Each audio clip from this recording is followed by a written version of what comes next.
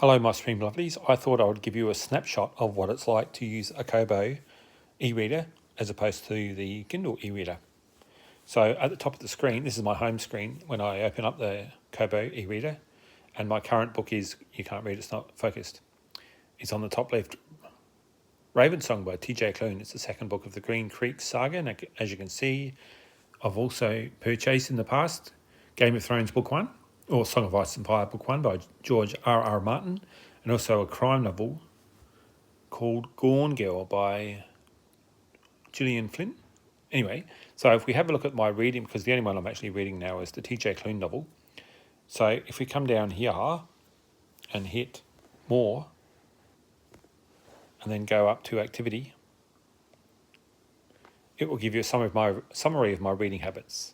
So as you can see, that's the book I'm analysing, Raven Song by TJ Klune, book 2 of the Green Creek saga, and I've spent 4.2 hours of my life reading this book on this device, with an average duration of 8 minutes per chapter. That's not true, 8 minutes per reading session. And at the minute I'm reading 2.4 screens per minute. No, I didn't say pages, even though it says pages there on the screen.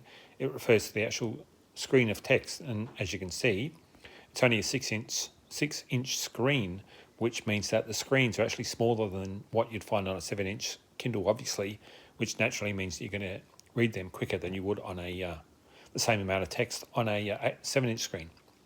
So I come down to the bottom half of the screen, you'll see that I've read 3% of my books in my Kindle my Kobo library.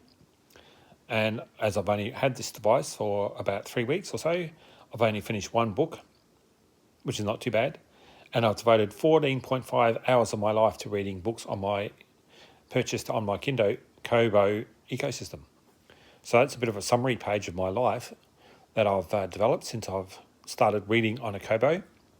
It was an interesting experiment reverting to Kobo after leaving or trying to leave the Kindle ecosystem, but I must confess I miss the bigger screen and the beautiful flush soft touch screen. There are some things that Kobo does better.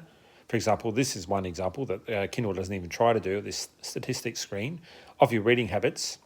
But I do miss my vast and huge Kindle library, so I'm tempted to actually read the rest of this series, purchase these 2 books from Kindle, even though, as the world knows by now, we can't download them outside of the Kindle ecosystem.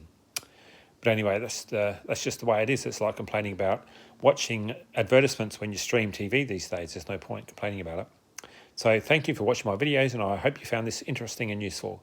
Bye for now.